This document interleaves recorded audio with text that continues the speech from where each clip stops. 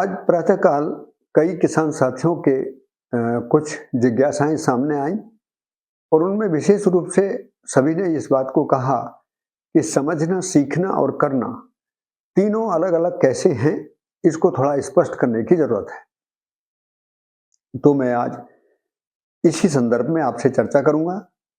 आपके उज्जवल भविष्य की कामना भी करता हूं। आप किसान भाई होते हुए सफल हों और धरती पर खेती का जो कार्यक्रम अभी थोड़ा उलझन में फंसा है और उत्तम खेती कार्य था और वो फिर निकृष्ट खेती में बदल गया। हम सब कहीं ना कहीं विचार इस पर जरूर करें कि वो क्या तरीके हैं कि इतना उपयोगी, आवश्यक और अनिवार्य कार्य होते हुए भी खेती की उपेक्षा हो गई और खेती को छोटा काम मान लिया गया। साथियों, खेती एक ऐसा विषय है जो सीधा प्रकृति से जुड़ता है और जब हम प्रकृति को देखते हैं तो प्रकृति में कुछ क्रियाएं ऐसी हैं जिनको मनुष्य ने नहीं बनाया है। जैसे धरती पेड़ पौधों के साथ है, पेड़ पौधे पशु पक्षियों के साथ हैं और मानव भी इन तीनों के साथ है। तो यदि हम इन सच्चाइयों को देखते हैं तो इसमें कोई भी सच्चाई मानवकृत नहीं है। मनुष्य ने उसको नहीं बनाया है। मनुष्य ने तो केवल उनको समझा है या देखा है। तो देखने और समझने के बीच में अंतर क्या है कि देखने में जो वस्तुएं हैं वो आंखों में आती हैं, तो हम पांचों इंद्रियों से चीजों को पहचानते हैं। लेकिन उन पांचों इंद्रियों से अलग भी हमारे पास एक चीज है जिसको हम समझ बोलते हैं। समझ क्या है? समझ में हम उस वस्तु की हमारी जीने में क्या उपयोगिता है, उसके बिना हमारे जीने में क्या समस्याएं पैदा होंगी, उसके साथ हमारा क्या संबंध है, वो प्रकृति की व्यवस्था में कैसे भागीदार है और इकाई में अपना भी क्या आचरण है, उसकी क्या व्यवस्था है। तो प्रकृति की एक एक वस्तु को यदि हम सही ढंग से देखते हैं तो मिट्टी की उर्वरता का नियम मिट्टी में है, लेकिन वो सहअस्तित्व में दिखता है। सहअस्तित्व क्या है? धरती पेड़ पौधे साथ साथ हैं, पशु पक्षी इनके साथ हैं, मानव भी इनके साथ हैं। केवल मानव इस सच्चाई को समझ सकता है कि धरती, पेड़ पौधे और पशु पक्षियों में कौन सी वो क्रियाएं हैं जो एक दूसरे के लिए पूरक हैं, जहां पर कोई किसी को नुकसान नहीं कर रहा है।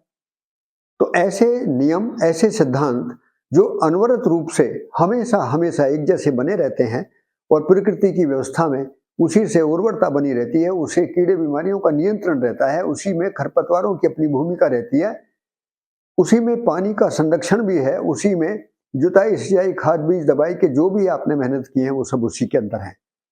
तो इन वास्तविकताओं को समझना और स्वीकारना ही खेती की मूल आवश्यकता है। अब सीखना क्या है? सीखने के लिए यदि हम ध्यान से देखेंगे तो सीखने में हमको बहुत छोटी सी बात करनी है कि अपनी खेत को नापना, तोलना, अपनी खेत में कितना उत्पादन लेना है, कितनी जगह पर यदि प्रकृति का नियम विविधता है तो विविधता में कितनी फसलों को कहाँ लगाना है, उसको कितना क्षेत्रफल देना है, उसका बीज कौन सा होगा, उत्पादन कितना आएगा, उससे आमदनी क्या मिलेगी, इस सारे गणित को लगाने का नाम सीखना है। जब हम हमारा समझना पूरा होता है, हमारा सीखना पूरा होता है, तो हम फिर विधिवत कार्य योजना को उत्पादन के लिए लागू करते हैं। फिर हम खेत में जाते हैं, बीजों को लगाते हैं, उत्पादन मिलता है। उन सभी बातों से ये बात स्पष्ट होती है कि यदि हम करने से पहले सीख भी लें और सीखने से पहले समझ लें तो ये क्रम है जिससे हमारा उत्पादन हमेशा बढ़ेगा, हमारी आमदनी हमेशा बढ़ेगी और हम पे किसी भी प्रकार का जो दबाव है, बोझ है, वो कम होगा। ये एक ऐसी सच्चाई है कि जो विगत वर्षों में हमने प्रयोग रूप में जांची है।